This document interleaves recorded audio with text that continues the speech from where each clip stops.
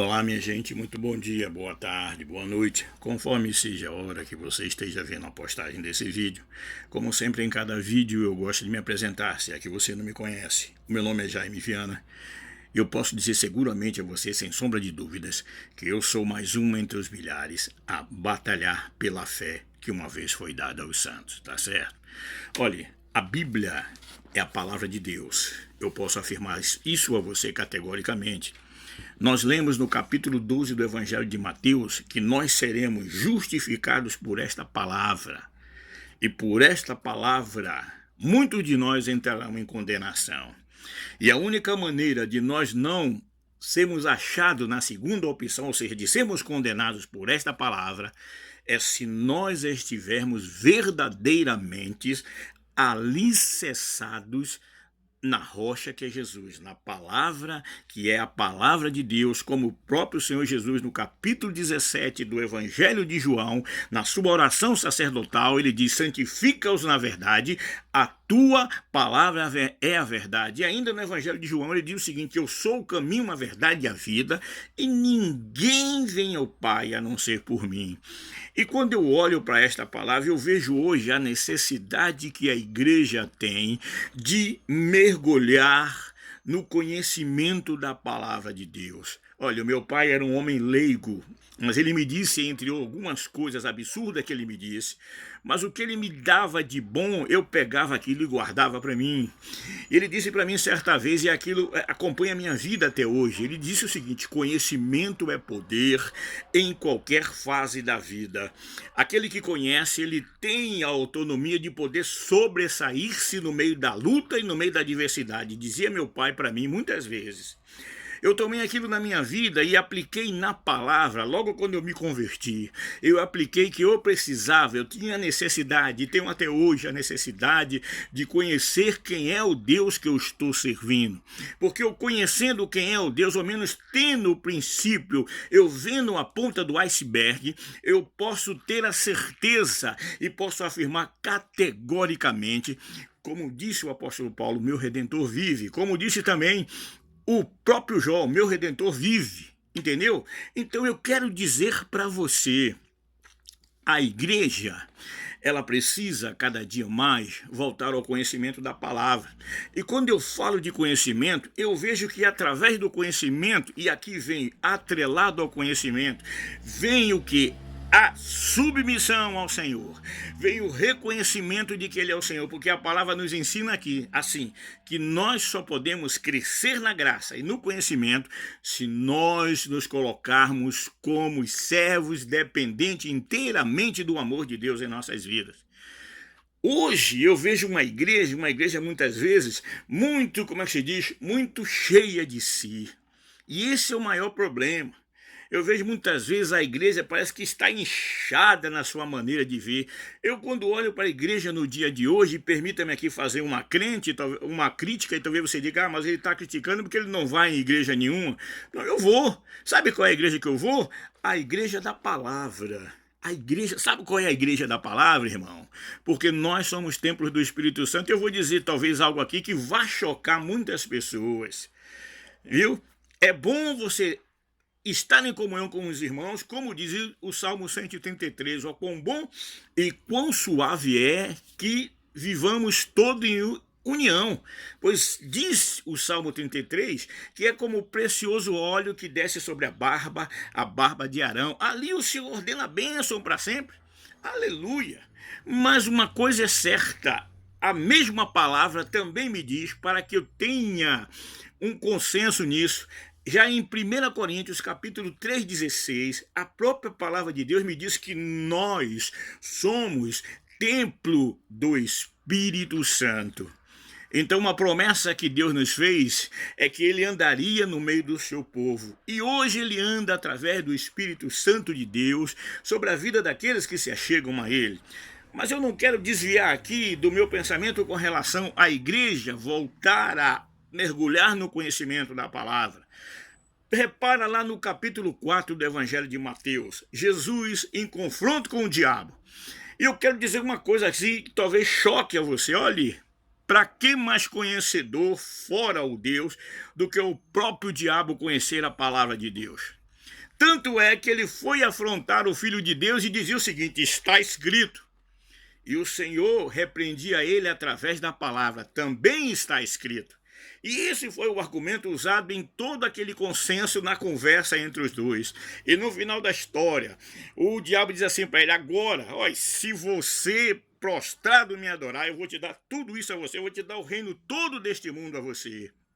E o Senhor diz a ele: vai-te embora, Satanás, porque está escrito: somente ao Senhor teu Deus adorarás e só a ele servirás.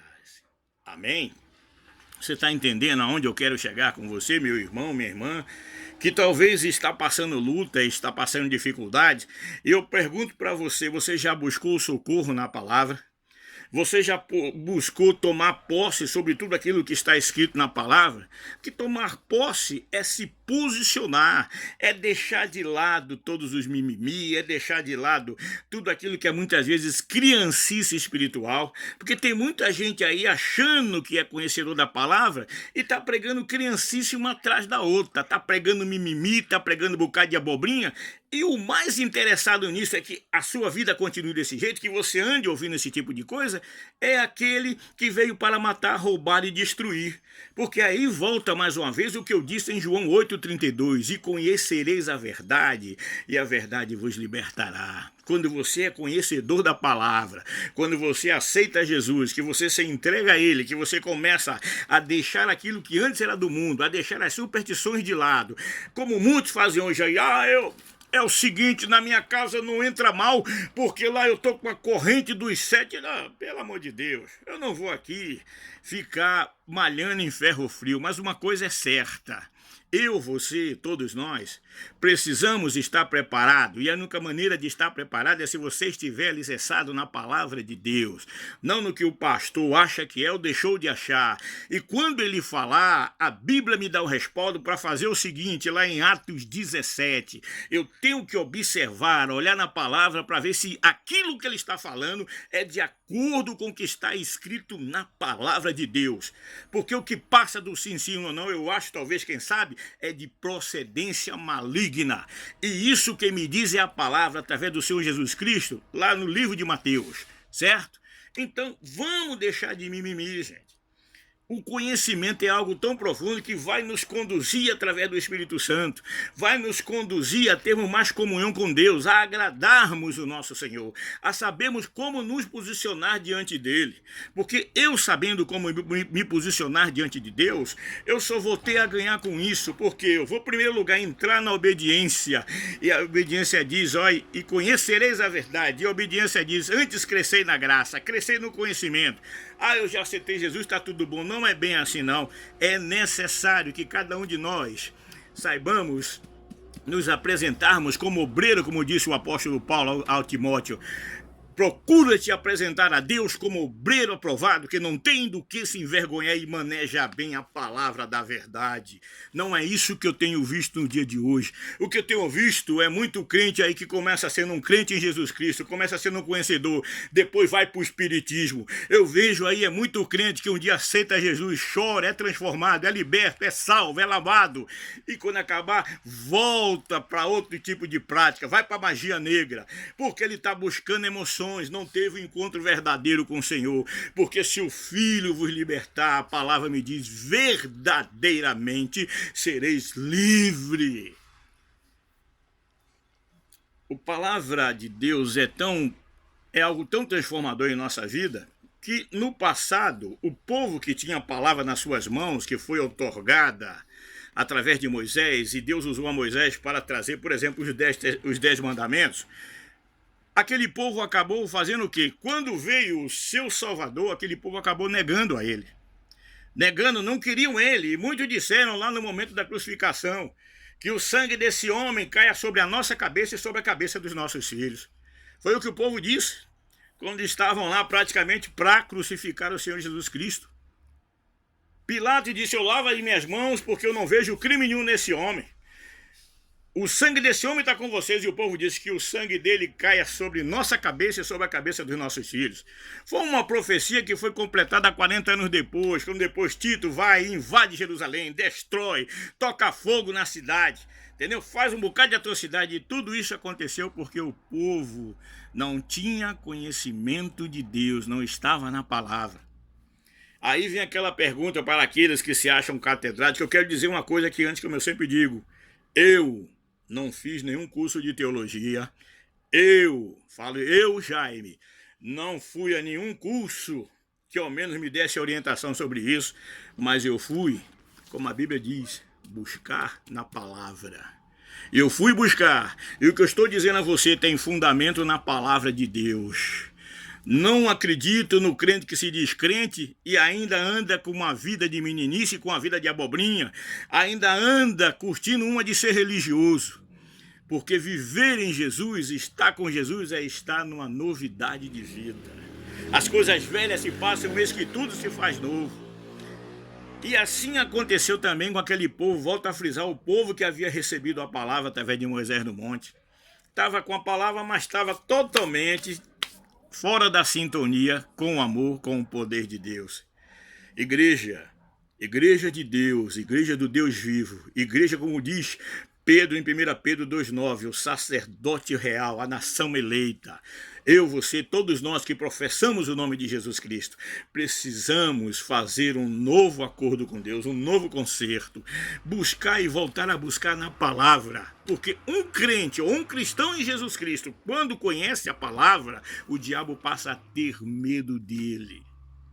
Não é pelo fato de fazer corrente, olha, eu vou fazer corrente, fazer isso, fazer... Você pode levar a vida toda fazendo corrente, pode levar a vida toda fazendo campanha, mas se você não nascer de novo, já sabe para onde é que você vai, né? Se eu levar a vida inteira aqui falando para você, mas se eu não nascer de novo, se eu não me arrepender a cada dia, a cada instante, eu já sei para onde é que eu vou. Mas Deus tem misericórdia, porque nesse momento Ele nos dá uma mensagem para mim e para você, para que entendamos que o viver em Cristo é uma nova criatura e que nós precisamos estarmos cada dia mais comendo desta palavra, bebendo desta palavra, porque a palavra de Deus é comida, a palavra de Deus é bebida, ela mata a sede daqueles que estão sedentos pela paz, que estão sedentos pelo conhecimento. E eu creio que você muitas vezes talvez esteja até numa igreja em que se brinca muito, em que se canta muito, mas pouco se tem da palavra. E aqui eu dou um conselho para você, faça como eu fiz.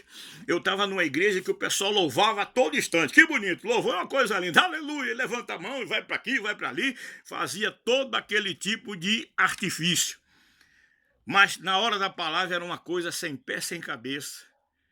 Era o famoso enchedor de linguiça. E eu não estou julgando não, eu estou falando porque pelos frutos se conhecem as árvores.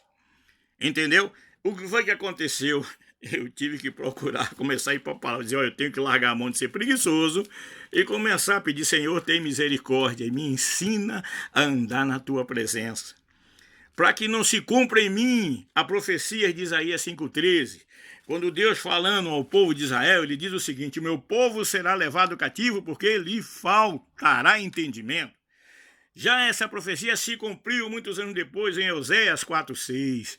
O meu povo foi destruído porque lhe faltou conhecimento. E hoje a igreja, como é que está? Cadê aquela igreja de poder? Cadê aquela igreja de sinais e maravilhas que está descrito na palavra que haveria de seguir a mim e a você, seguir a todo aquele que crê no Senhor Jesus Cristo? Ou tão somente hoje será que Deus mudou? Deus não mudou. E sabe por que Deus não mudou? Porque o diabo continua sendo o mesmo, matando, roubando e destruindo. E para isso o Filho de Deus se manifestou, para desfazer as obras do diabo. Então eu digo a você, a hora é agora, mais do que nunca, de despertarmos do sono ao qual estamos acostumados e voltarmos para a palavra. Porque aí vai se cumprir, mais uma vez, eu volto a frisar, João 8,32. E conhecereis a verdade, e a verdade vos libertará. Porque ainda hoje, todo aquele que busca conhecimento de Deus, lhe é concedido, sem nenhuma restrição. Porque essa é a vontade de Deus, que você conheça e prossiga em conhecer a sua vontade. Muito obrigado pela sua atenção. Obrigado mesmo pela sua participação. Se possível, eu peço a você que você compartilhe conosco, nos ajude a levarmos esta palavra.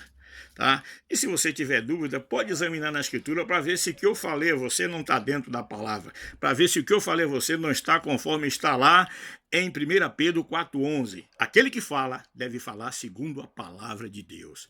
Que o Senhor em Jesus Cristo nos ilumine e nos dê graça para que possamos mais e mais vezes possamos estar aqui crescendo na graça e no conhecimento de nosso Senhor e Salvador Jesus Cristo. Obrigado pela sua atenção, pela sua participação e fica na paz, porque o resto a gente corre atrás em nome de Jesus.